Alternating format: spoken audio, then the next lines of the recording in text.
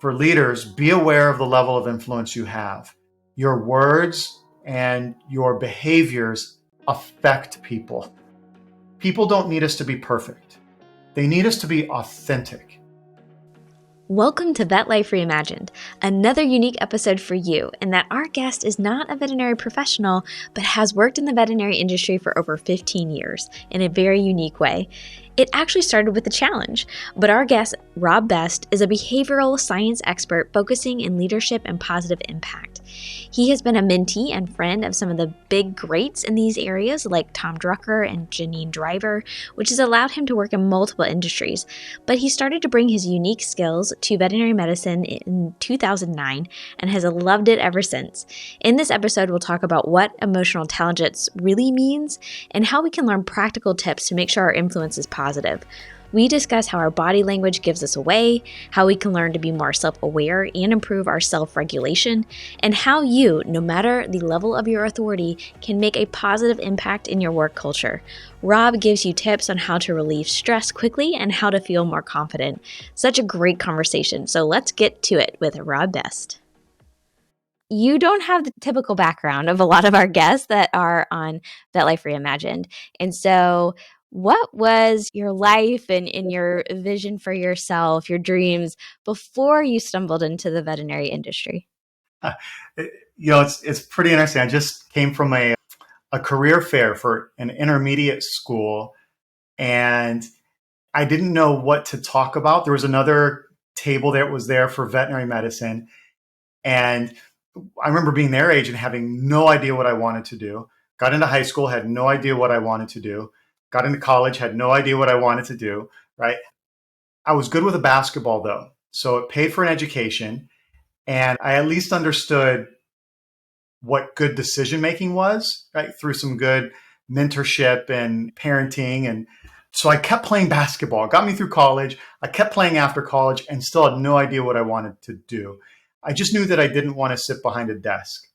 So at some point, I met somebody who worked in the world of consulting, and they offered me an opportunity to receive some mentorship and work on some projects that happened to relate to leadership and behavioral sciences. And the very first project happened to be in human medicine. And I really enjoyed the process of learning how to help people have a positive influence on other individuals, on teams, and seeing organizational results that came from that. So that was my entry into what a working world looked like for me. And just as I was getting my feet wet and starting to really understand what I was doing and beginning to do it somewhat well, I met somebody who worked in the veterinary industry. And they said, I think you might enjoy working in this field. Have you ever given it a thought? And this became a 4-year-long conversation, of which they offered me a job a couple of times, and I said no. And then they recognized how to reverse engineer my thought process. And instead of asking, they offered me a challenge. And they said, I don't think you could do what you do successfully with a group of veterinary doctors in an animal hospital. And now it's a challenge. And I said, okay, well, let's go for 1 year and see if this works. And that was 15 years ago. Here we are. So that says a lot about you too, that you're one of the ones that likes the challenge approach, which is, I think that can be good. It can be fun. What I love that you do, even when you first started, when you were seeing the impact of positive influence on an organization and how that was your spark of, oh, wow, this is cool. That can translate to so many different industries. Like you said, you started human medicine, we're talking about veterinary medicine, but you also consult with very different organizations. You've mentioned working more on like a government level as well. So what are some of your experiences just kind of looking at the diversity of how a lot of the things that you talk about, leadership, positive impact, are influential and are so cross-functionally relevant? It's human behavior is human behavior. And I, of course, operate in the world of sanity. So I don't blur the lines. I'm not a psychologist or a psychotherapist. I'm not a mental health professional. I'm someone who has learned the neuroscience of human behavior, specifically in how it's applied to the world of leadership and leadership development. There was a very unique moment where I also received an introduction to a woman named Janine Driver. She's a fascinating person to look up, especially women, any women leaders who have an interest in where some additional resources. Google Janine Driver. And Janine is a former operative with the ATF. And she turned her ATF career as a secondary career into this world of body language, statement analysis, language theory, deception detection, and she became world renowned. Her first two books were both New York Times bestsellers. She's the person you would see on television. She became buddy with Anderson Cooper, and she was on NBC Today and all these other programs, right? A regular on CNN. And somebody introduced us. They thought that there was a possible chemistry, and they were right. So I became a student of Janine's, and then a mentee of Janine's, and then a friend, and now a colleague. So from time to time, I get to ride Janine's coattails and gain access to her network and some of the work that she does. And this includes people like another incredible woman leader named Lena Cisco, who's the former interrogator from Guantanamo Bay. She was the one who was interrogating the Taliban after 9/11. And this is a naval intelligence officer who was trained by the Marines. So by association with people like Janine and Lena, now we're talking about government intelligence and human influence, reading and influencing human behavior at a very high level. So after becoming more of a friend and then a colleague with people like Janine and Lena, I was learning how to bridge these high level human behaviors with influencing business leadership. And in veterinary medicine, it simply made conversations a little easier for me because I was able to understand, one, what was behind the behaviors, and two, how to bridge what would be a teaching moment for leaders to understand a little bit more about themselves and what their behaviors might be telling, and how to regulate behavior so they have a positive influence on the individual or the team that they're responsible for. So through Lena and Janine and that world, it just opened doors for all sorts of other industries, beginning with theirs in government. And then for me, it ends up translating into, transportation engineers or office design companies or architecture firms. And then, of course, when it comes to just one-on-one working with a leader, industries, are you a leader? Are you an executive leader? Are you looking to grow your leadership capabilities? Now we can toss out any industry altogether and just discuss, well, one-on-one, what do our behaviors mean? How are we influencing? What can we do to be more intentional, et cetera? So that time period where I got to spend some quality time early on with Janine was incredible. And now I get to be her backup. If she has a TV gig and she's double booked, I get the call. So if people like the crime TV stuff, tune into Court TV at 8 p.m. Eastern from time to time, and you'll see me on there profiling criminals, or at least criminal suspects, and celebrities who might be in the news from time to time.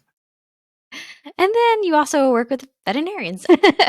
I think these human skills, the understanding body language and how that influences just the people around you, whether it's at work or at home, right? It applies because we're all humans. And I think that's really exciting. I want to go back to what you said. You said you weren't the one with the idea of coming into the vet industry. Someone came to you and teased the idea. So first of all, I want to call out that individual because how wonderful that they were able to see this opportunity for the vet industry. But do you mind sharing what was it specifically that they were interested? Like, what was the challenge? What were they trying to accomplish? Well, I'll say there's one layer here that is worthy of disclosing, which the person in veterinary medicine had a background in youth education. I happen to work in a nonprofit area of my life as well with teenage entrepreneurs. So the original introduction was, hey, you both support kids and you might have some chemistry there. That's where our conversation began. As it quickly evolved, the challenge was veterinary medicine is evolving. And the business of veterinary medicine is becoming more mature. There might be an opportunity for the industry to begin recognizing people with business backgrounds as a value add if we can create opportunities for them to enter our industry in a successful manner. So can someone with the business background and no veterinary knowledge or education enter our industry in a way that allows them to learn the language, learn the culture, not just of a hospital, but really of the industry, and then also become effective with their business leadership? And of course, everything from your academic basics, your spreadsheets and your P&Ls, and to the actual people leadership side. That was his original thinking. He, for whatever reason, thought I might be that test subject. If someone from the world of business can be effective in our industry without industry experience, let's test that theory. Let's record the experiences that occur. And if it works, maybe we can replicate this and create a model that invites people into our industry to help support the business side while we practice quality medicine. So there was more of a full chapter to that story, if you would. Yeah, no, that makes great sense. And you are 100% accurate. It just continues to be more and more true today. The evolution of veterinary medicine, business models are changing and evolving.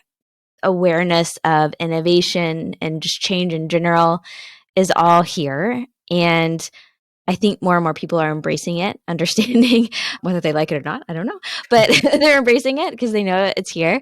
So, what did you find? I mean, if you were the business person, what were you finding out about veterinary medicine and that relationship between leadership, business, and the medical side of things?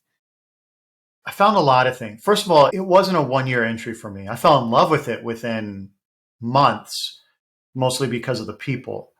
The animals are the easy part, right? I'm an avid amateur wildlife photographer. I've done that for decades. And I've always had animals in my life. I was the person that gravitated to the animal instead of the other people, right? So I had that part was already ingrained in me. It wasn't a necessary part of the conversation. The people part was unknown and unexpected. The passion and the desire that people have in this industry is what really captivated me. And that was the first few months that were easy to lean into and fall in love with. Maybe after the first full year, I began to understand a little about the industry, but it was 2 or 3 years before I could really speak with some sort of confidence that, okay, I'm starting to get it now. Even at that point, it was like, I'm just really learning. However, my confidence was beginning to grow. And one of the significant components that I recognized that influenced me, in addition to the people piece, was the part that was lacking for people, which was the leadership. And this is from hospital leadership, where we know the history of the model, right? The person who was there longest is the next person up. And it's not true in all the hospitals today. But that's still the history. And so we have people in leadership positions, whether they're leads, tech managers, CSR managers, or hospital managers or hospital administrators who grew up in the hospital.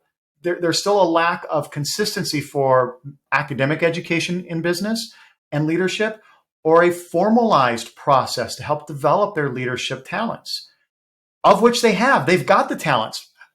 However, they haven't perhaps had access or haven't known where the access is for resources in developing those talents. And then the other piece, of course, is the doctors. You're a doctor in a hospital. whether you like it or not, you are a leader. It comes with the territory. And most doctors today understand that. It doesn't mean that they've received the education or the development. However, they understand that. I'd say much better today than even just 10 years ago. There's a better understanding that that's a reality. And it was a massive gap. Maybe the most challenging work that I did in those first couple of years was helping to bridge doctors with leadership skills and capabilities so they can help positively influence the teams around them for the results they were most interested in gaining, whether it was a more proactive team or being able to go home on time at the end of the day or anything in between. So that, for me, and of course I'm biased because my work was in leadership. However, that was a really big gap that I recognized early on. And along with leadership, like you said, there's understanding body language and how things impact people. What are some of the top things that you could kind of bucket of, like, these are the things that we worked on? So for example, maybe emotional intelligence. So what are some things that you worked on that has a language behind it? And what does that look like for veterinary medicine? You're right. This one's hard to summarize. So I'll give context and then I'll give a couple like low-hanging pieces of fruit to grab onto, and we can see where we go from there. And the context is this. On average, we miss 70% of the information that's available to us every day. Just us being human, we are missing 70% of the information available to us. Okay, so let's say we now know that statistic, and some moments during some days, we can now become a little more aware of what's around us. And with the awareness of what's around us, we can also become more intentional with how we're responding to that environment, whether it's the temperature or the person or the dog. Next step is think of a tree, and the roots of this tree are equivalent to our intentions. The trunk of this tree is equivalent to our body language. Our intentions are always 100% of the time seen in our body language. It cannot be masked. The branches of the tree are equivalent to our thoughts, and the leaves are equivalent to our words. And sometimes those leaves are big and bright and beautiful, and sometimes they fall to the ground and mean nothing. The thoughts can waver and go in different directions, and sometimes multiple directions off of one line, but that trunk is what stays consistent and is always connected to our intentions. So if we're aware of that environment, we're a little more aware of the temperature, the people, the pets. With this awareness, what are my intentions? Are my intentions to help this person feel more comfortable? Is it to help this dog feel more fear-free? Is it to lighten the temperature in the room for the group of people? Whatever those intentions are, they're going to be seen in your body language, which will include if you feel really frustrated and you just don't want to be there and you're toughing your way through it, go have a moment in the mirror and leave that moment in the mirror and go have a more authentic moment with your team. If we're talking about somebody who's in leadership and it's your responsibility to have a positive influence in that environment. So step one, know that your intentions are directly connected to your body language and you can't fake it. The reason that's important is if you try to fake it and you don't release that someplace else, if the intentions aren't where they need to be as a leader, then what's going to occur is you'll use positive language, you'll use positive words, but you will be incongruent with your behaviors. And the average person may not know exactly what it is that's off, but something's going to feel off, right? They're going to have what I like to call their BS barometer will go off. And again, they won't know what it is, but they know something just doesn't feel right. And sometimes it might be as simple as when someone says, did you have a great weekend? Tell me about your weekend. And you say, yeah, the weekend was amazing. It was one of the best weekends I've had in a long time. My words are saying yes, and my body's saying no. There's a lack of congruency, and I might be completely unaware of it, when in reality, it was an awful weekend. I needed one more day of rest. I don't want to be back in the hospital right now. I want to be here and support you, but I need one more day before I'm here. That's what my real intentions are. But I'm trying to say, yeah, everything is good, but it's not good, right? Like I can't mask that. I can't fake it. So that's the first step. Just be aware and be congruent. Understand that your intentions are connected. So be cautious and be authentic. The next step is, yeah, along the lines of emotional intelligence, awareness is the first of those 5 components. We just addressed that. Being aware and more regulated with your behaviors, well, that's the second part of emotional intelligence. It's now that I'm self-aware, how do I self-regulate? Some of these easy body language opportunities to self-regulate, just keeping mindfulness of, start with our hands. Some of us are more animated and we speak with our hands, and some are not. Some of us fidget, some don't. Like we have a difference of baselines. We're all just a little different. However, beyond those initial norms, let's be aware of some specific movements that affect people around us. Again, especially if you are a person in leadership or if you are a doctor, because your behaviors are much more polarizing. When we want to make a point, sometimes we get excited and we might say, okay, but wait, look, listen to what comes next. This right here, this is my right hand. And this is something that you can remember. It's called right to fight, left to love. Right to fight, left to love. When you get excited and you turn with your right hand, you lead with your right shoulder, and you start pushing down, this is very aggressive. Even if it's excited and you're smiling, this is, you can even feel it. Like look right in the camera. If you're looking at me right, like even without words, like you can feel the aggression here. Be cautious with these palms down gestures. The right hand, this is right to fight. It's very aggressive. You see this a lot with people on TV when they're being interrogated or when reporters are asking them tough questions. Look at the politicians that are coming up with all of these elections this year. Watch when they really get challenged at the podium, how many of them go right to fight. When they really feel challenged, they say, look, let me tell you what's what, right? The left to love, this is the switch. Instead of going palms down, either right to fight aggressive, or maybe even when you get a compliment, you say, oh, stop it. You literally push the compliments away. Like, no, we want to reverse that. Give an open palm, right? Invite compliments in and go full switch from right to fight to left to love. If we want to introduce information or invite information in a welcoming manner that is felt with total congruency, it's left to love. It's an open palm that's inviting in, and the love piece, this is my left side of the body. We're literally leaning from our heart. Intentions, body language are connected. Without knowing it, our bodies will turn right when we're aggressive. They'll turn left when we are accepting something that might be in a loving state of friendliness, if you will. So right to fight, left to love. Those are quick, easy wins for us. One more little one, and then we can go wherever direction we'd like from here is, I mentioned when we get excited, if you want to know if someone is really excited versus they're pretending to be excited, if they're standing up, and anyone who's watching, next time you stand up, you do this, you'll feel it right away. A natural movement that most of us will do if we're capable of standing and our feet are in good health, we rise up on our toes. We get really excited, like, oh my gosh, that was so cool. Did you see that? Right? You'll and the one thing about body language is you can't unsee it. So this little moment right here, if this is all you take from today, right to fight, left to love, and when somebody gets excited, I guarantee in the next 24 hours, you're going to see it and you're going to say, oh my gosh, that guy, Rob from Dr. Sprinkles, like that's that thing they were talking about. You can't unsee it. It's so cool. I love that. I had heard about the palms up is more of a welcoming trust move, is the palms up, but I like the left hand too, because I always feel awkward, like, what am I supposed to do like this? So I like the left hand. I like that a lot. And you're right. You can, even when somebody walks into a room, just like, I'm going to more doctor's appointments right now.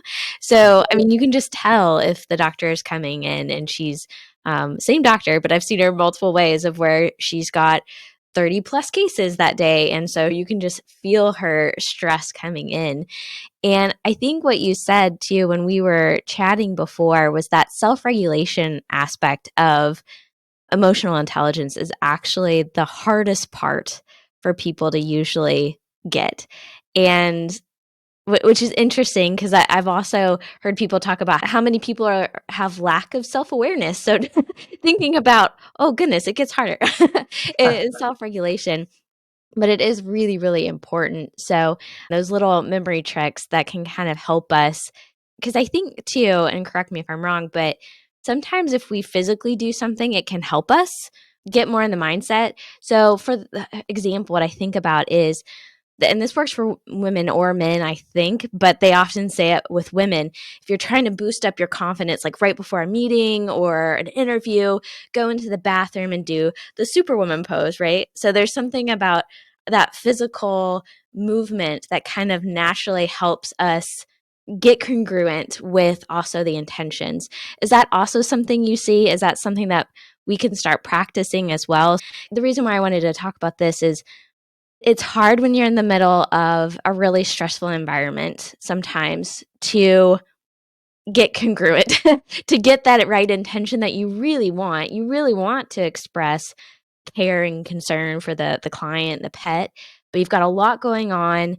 And so how can we help ourselves kind of release, because you talked about that too, find a way to release it. Well, what about if that's hard? What about if it's hard to find a place to release? Like, what are some of these things that we can do that kind of help with that?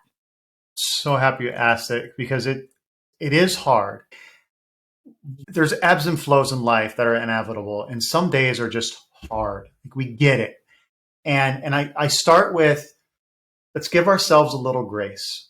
Just begin there. Give ourselves a little grace. I said earlier, we miss 70% of the information that's available to us on average every day, right? So in terms of self-awareness and self-regulation, the moment that a leader might come to me and say, I'm a pretty self-aware person, that's a red flag for me.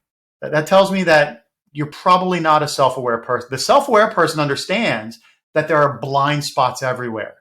And my attempt at being self-aware is going to grow by stating, yeah, I have blind spots and I'm seeking feedback. That's a self-aware leader. So let's just start with give ourselves some grace. We're missing 70% of information daily. So it's okay. The second piece, people don't need us to be perfect. They need us to be authentic. So when we're walking into that exam room and we're emotionally spent, it's okay. You don't need to be perfect for that client.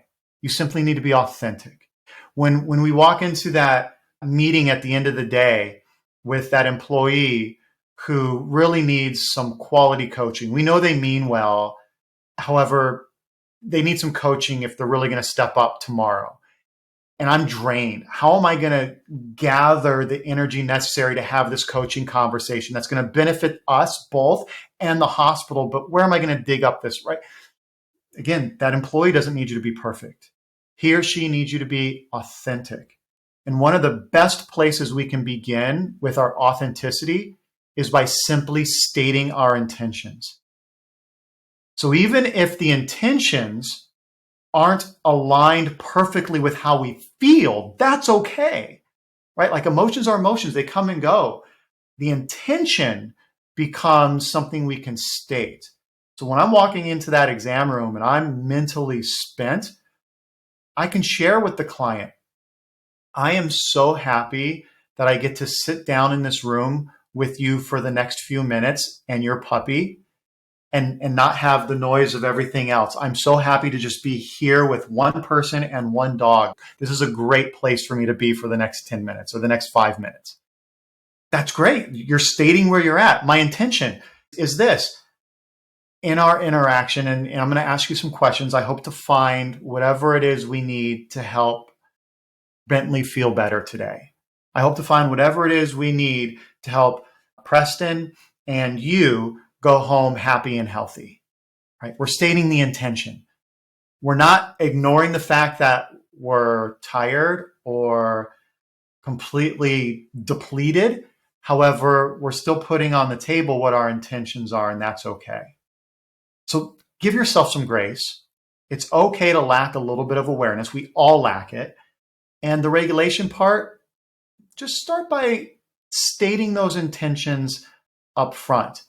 And for the people in positions of leadership, wear the environment is appropriate, you can also state what you're feeling, what the emotions are. I'm really excited to be here. It's been a long day. It's the end of my day. I'm a little tired, and I'm so happy to see your puppy. The puppy is exactly what I needed at the end of my day, right? State your intentions. You can also share those emotions. You're going to sit down. It's a sensitive conversation with your employee, and your intentions that you state.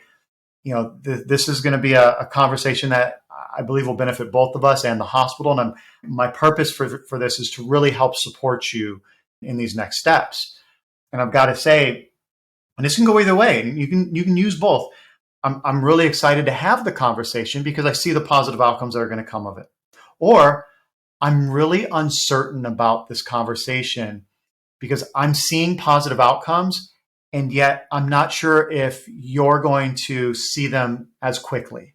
And so I'm a little nervous because I don't want this to be a negative experience for you. I really want this to be a positive and supporting experience. You can state those emotions along with your intentions and then navigate the conversation. Oftentimes what's going to occur, especially if there's a little uncertainty with your approach and you disclose that, what oftentimes occurs is the other person or small group of people perhaps, they end up extending additional grace and understanding for the conversation that's to come, whether it's an exam or a coaching conversation.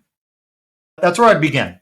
Yeah. Oh, goodness. When you were talking about that, I also see on a much bigger scale how helpful that would be if a leader starts with, my intention is truly to build more community, or that I care about you, even though I'm a little bit nervous about sharing this information or something like that. There is a little bit of humanizing it, but not in a negative way. It is more in I opened instead of closed when I hear that. And so honestly, even in our personal relationships too, I think we forget that sometimes. We get a little, I hate to say lazy, but we're tired and we know them, they love us, right? And we just start saying stuff. But I think it's really helpful to maybe reminding ourselves, but also, letting other people know genuinely this is where I want this to go. Like, this is what my intentions are for this. May not be an easy conversation. Maybe it's a great conversation. I don't know. To be so transparent with that, it helps, because other things about humans is, if you don't give us the whole piece of information or the whole story, we naturally will fill in the gaps. And we rarely bring in the happy rainbows and butterflies to fill in the gaps. We usually go to the worst case scenario when we fill in the gaps. So it's really better to go ahead and say your intentions instead of us assuming them, which again, more often than not, they're usually in the negative direction. So again, I just see how helpful that can be from any type of leadership, big, small, if you're one-on-one with a client or, leading an entire large veterinary organization. You're spot on. And I've got to say, and I didn't say at the beginning, so I'm going to say now, thank you also, by the way, for having me on and having this conversation. I knew when we first got a chance to meet that the conversation would flow well and easy, and I was excited, and here we are, and it's exactly unfolding in that way. And I cannot extend enough appreciation for how spot on you are. Our brains have 5 very specific neurologic necessities when it comes to social environments. And one of those necessities is certainty. When we get a present that might be wrapped, some of us might grab that present. What do? We shake it maybe, right? As long as it's not, something barking or meowing, we'll grab it, we'll shake it, because our brain's initial thought is, well, what is it? Our brains crave certainty. And when we don't have it, that's exactly what happens. What you say, our brains fill gaps, and they fill the gaps with that reptilian part of the brain, which is rooted in survival. Why does that translate into some of the more worst case scenarios? Well, because that's what the survival brain is doing. It's trying to protect us. So what is the worst, so that we can back away and create some safe distance? That's not a learned behavior. It's simply the way we're wired. So from a leadership perspective, if we can understand that, we can nurture our team's need for levels of certainty. through our transparent communication. Hence, self-disclose, right? This is our Brene Brown moment of the day, from Dare to Lead. Self-disclose, be vulnerable, put that vulnerability on display as a leader, and you'll be hopefully not overly amazed. Hopefully there'll be some warm expectations in the positive responses you get from your team. And you have been in the veterinary industry 15 plus years. So, of all of your veterinary experience, is there a particular story that stands out to you that kind of demonstrates some of what we've talked about when it comes to leadership, success, trying new things, anything like that? Yeah, there's one that stands out to me, which is a mistake that I made. And I was giving a communications talk for a small group. It was a variety. This was one of the larger companies, and it was a mix from field executives to high-ranking large animal hospital administrators to medical directors. And then we had a mix of licensed techs, veterinary assistants, CSRs, front office managers. Like, it was a wide array, wide mix of people. And in these conversations, we would go on a few tangents. One of them led down this discovery conversation about the reception area of the future. And we were becoming a little more radical with the ideas. One of them being, which I shared, I see an animal hospital future with reception areas that have no desk. Desks are there for administrative work. Give me one reason why administrative work is necessary in the sight of clients. Clients don't need to see that, right? The reception area is for a client to be welcomed into the hospital, to have a safe space for them to maybe wait until an exam room is ready, and then to be escorted or guided into the exam room with their pet. That's the reception area.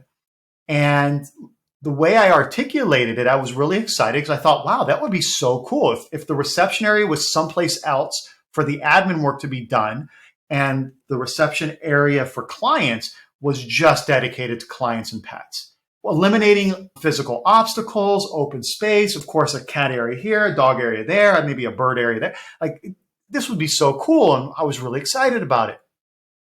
The mistake I made was this. I lost the self-awareness in the room for my level of influence. I'm already in a position of leadership by the perception from the room. I'm now the person standing at the front of the room, which elevates my perceived position of leadership. And I'm speaking with a high level of excitement and confidence, which is polarizing my field of perceived leadership. So at this moment, my influence is very high, and I lost all self-awareness. Hence, I also lost my ability to self-regulate because I just went down this route. When we broke for a restroom break, I learned that one of the client service representatives who was in the meeting, she was off on the side crying, and I didn't know why. What I later learned was she believed that the veterinary industry, and that company specifically, was going to begin eliminating CSR positions because they're no longer necessary for welcoming clients, which was the most favorite part of her job. And she loved what she saw in her career for many years, being a CSR who gets to welcome clients and their pets.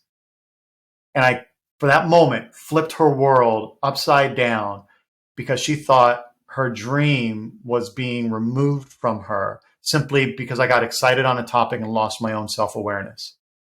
So, hindsight for leaders, be aware of the level of influence you have. Your words and your behaviors affect people. And the moment we forget that can be the moment that we cause unintentional harm. That's one that stands out for sure. Yeah, I bet.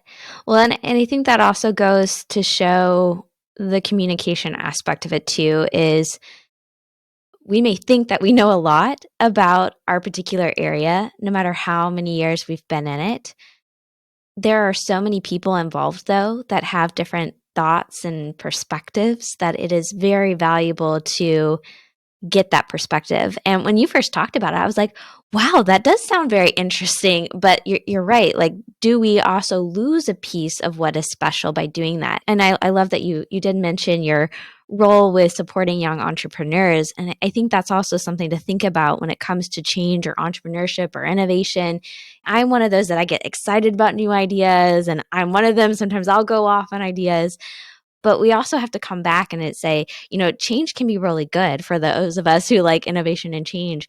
But what is it maybe that makes us special? Like, what is it that it keeps us unique? And I think the way to understand that is often to talk to everybody in the hospital to kind of understand that perspective and bring everybody along with us. So, expressing our intention, but also making sure that we take that time to listen to everybody else's perspective too. So everybody gets to come along as well. Yep. Again, you're wise, perhaps even beyond your leadership influence today, because when we think about how to help people feel like they are valued, like their voice matters, when you're in a position of leadership, again, here's some of the low-hanging fruit, things we can apply today, and you'll see positive effects. If you host a hospital meeting in the next couple of weeks, make one commitment. If you don't already do this, make one commitment. And this is for every hospital manager, department manager who might lead a portion of the meeting, every doctor who attends the meeting. When you introduce a topic, whether it's a change or not, just a topic that you introduce, and part of the introduction includes you need to share some information. Before you share whatever your thoughts or perspectives are, or whatever the information may be, ask for feedback from the rest of the team first. And just pause and wait. Hear their voices. Maybe it will influence what you say next, maybe not. Either way, that's not the purpose. The purpose is hear their voices. Give them a platform and encourage them. It doesn't mean all of them are going to speak up. Some may not. It's okay if they don't. Don't force them, but give them the opportunity. Just ask for feedback first, then interject whatever the information is, whether it's leading to a new protocol in the hospital, a new standard operating procedure, it's we're preparing for our next AHA inspection, whatever it happens to be, lean in with asking your team's feedback first. Hear their voices, help them feel the value that they bring to the hospital. And I think it comes right back to also it helps with our self-awareness too, is getting that feedback. We don't always get it. We miss 70% of the information. And sometimes we need people to help us know the pieces that we are missing. And so sometimes people do voluntarily give you that feedback and may not always be welcomed at the time. So it's probably better to go ahead and be interested in the feedback and ask for it so that you can, go back to that self-awareness. But again, also, that's also a listening piece. It's also an inclusive piece to bring everybody along with you. So there's a lot of good pieces to feedback. And I have learned over time, because I've been a person that maybe to a fault has been interested in feedback and wanting to know, am I doing this right? Am I doing this a good job? But there are some people that have a negative connotation with the word feedback, and I hope that we can change that. It's not a negative thing. It does not mean feedback does not equate to reprimand. It is really information. Feedback should be information. There's the saying, feedback is a gift. It's not always the nicest to hear gift if it requires us to work on certain things. But man, I would much rather, this is what I've always said, I would much rather learn it as soon as possible than for somebody to tell me a year later, oh yeah, you're like, you've been this for a year. It's like, well, why didn't you tell me that? I could have worked on it. I think it's always been a helpful piece too. Maybe another actionable thing that people can work on to kind of close some of these things we've talked about. It is. It's a tough topic. It really is a tough topic. Yes, feedback is a gift. We get it. So let's start here for a moment. When I say this, those who are unaware of this, you're going to get it the moment you hear it. If you've ever been in a position of leadership where it was your responsibility to give feedback, especially if this was a coaching conversation or maybe a performance review with detailing a behavior that needs to change, you're going to understand this the moment I say it. The levels of anxiety for a feedback conversation are higher for the giver than the receiver. For the listeners, I'm going to say it one more time. In a feedback conversation, the anxiety is higher for the giver than the receiver. We know the feedback we're about to give someone, and if there's a chance it might be not received well, at least initially, what it does to us creates levels of anxiety and maybe some stress that makes it even more difficult to lean into the conversation. What do we do about that? Like, how do we get into these conversations without finding the need to hire a consultant that needs to come in to help us facilitate this? Well, start here. You want to create a culture of requesting feedback. So, Dr. Spring, something you literally just mentioned that you do frequently, the leadership in the hospital needs to adopt that action with a consistency and over a period of time. And if you do it well, over the course of maybe 3+ months, you'll start seeing some shifts. 6+ months, you might start seeing some new regularity with a new behavior. After 9+ months of leaders in the hospital requesting feedback, you'll start seeing a more specific cultural shift to people being more accepting of feedback conversations. And again, the idea is creating a culture of requesting feedback. And it's not just walking around the treatment area asking someone for feedback. No, you build it into the system. You don't give an annual performance review. Every 90 days, you have a sit down where you can just check in.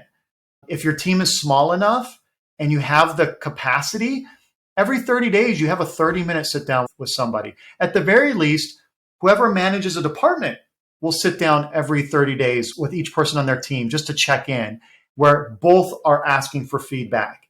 There are processes. It is a bigger conversation in general to build it culturally. However, the first few steps are pretty basic. If you're the leader, which includes all doctors, start asking for feedback. Do it regular, do it often, and do it over a consistent period of time. I think it can be really powerful too. Again, like you said, it often starts with the behavior of the leader and it can trickle down. Once people see the leadership doing something, it becomes easier to adopt and implement into the culture.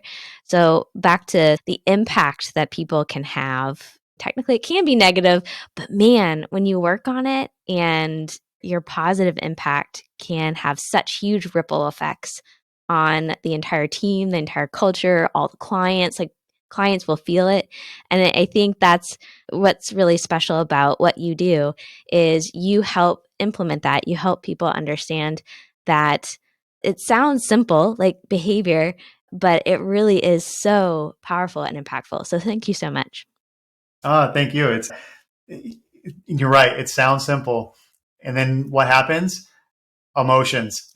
Yeah. Then You that know, humanity thing comes in. feelings too. Like the reality of the way we're wired occurs, and it's part of the beauty. It really is part of the beauty. And for those moments where again the leaders and the doctors might feel like, gosh, it does sound easy, and the reality is it's not. And I literally don't know the first step right now. Dr. Sprinkle, I'll go back to something you mentioned earlier. That first step can literally be going back to the mirror. And yes, give yourself a power pose. Sometimes it might sound silly. Sometimes it might feel silly. But when you get in there and you give yourself that Superman or Wonder Woman, for 10, 15, 20, 30 seconds, and you really look at yourself with this power pose, yes, it does. It has a neurologic shift that can boost your confidence in ways that when you walk into the next room, that room will feel the difference of what becomes a new chosen attitude. It's a nice thought to say we should just choose to be positive.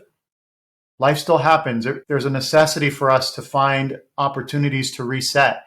And there's a variety of things we can do that actually give neuro resets. Like, how can I reset my brain? Because it's all over the place right now. You've ever heard of the term shake it off, right? We know the term shake it off. Like, there's songs about it. And I mentioned Janine Driver. Here's a good story about Janine Driver that'll drive this home, and pun intended, and try this at home. If you're confident enough, do it around people. If not, just go someplace where nobody sees you. But it's this. One of the many ways we can literally create a neurologic reset to give our brain more of a, okay, let's start from the baseline and regrow my confidence, get to my power pose, and right, is shaking it off. So when we feel stressed, when we feel anxious, when we feel uncertain, if we have a particular emotion that might be growing a little too much, and we want to reestablish, a good baseline of, okay, we're good, we're calm, we're present, etc. Wherever you are comfortable doing it, whether it's in front of other people or you go in the bathroom or the exam room where nobody's at, shake it off. Literally go someplace and shake it off. Janine Driver, one of the world's leading experts in the science of body language, she was leaving a grocery store with her husband. They had just gotten in an argument and her emotions were all over the place. Her husband gets in the car. They'd finished unloading the groceries. She puts the shopping cart back. And as she's walking around the back of the car, before she walks to the side and gets in, she was shaking it off, right? Like, she's literally practicing what she preaches. One of Janine's girlfriends was on the other side of the parking lot. She didn't see her. So as soon as Janine gets into the car with her husband, her girlfriend calls her and says, "Oh my gosh, Janine, I saw you shaking it off. What happened? Are you okay?" Right? And Janine's like, "No, I just got in an argument with my husband. No big deal. Like, I was just shaking it off so I could be present and more positive for the drive home." So there's lots of little things we can do for resets. That's a really good one. When the pandemic was here and we weren't allowing clients into the hospitals, I remember hearing a lot of hospitals having random dance parties. And I couldn't tell you what great news that was to me, because it was a perfect example of people were literally shaking off a portion of this stress and anxiety that we were experiencing with the pandemic. So whenever the hospitals would stop and have these random dance parties, it was giving their teams an opportunity to shake off for just a moment, a little bit of that tension. And it's such a healthy thing to do. So if you need a good reset, start there. Go someplace where you feel comfortable, shake it off, and start from scratch. If the next step is the mirror, get that mirror and grab that power pose and reestablish some confidence before you walk into the next room. I love that.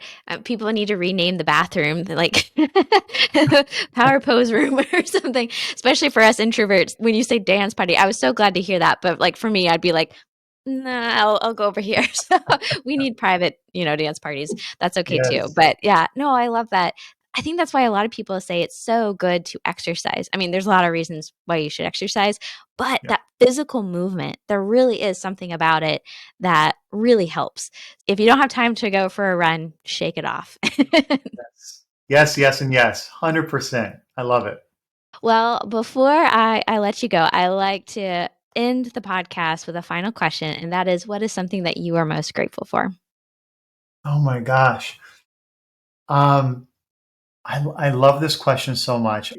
When I do workshops, we always end with an attitude of gratitude, and everyone talks about what they're grateful for. And I always try to go last. And each time, much like right now, I find myself challenged to just go for one thing, because there's so many reasons to be grateful.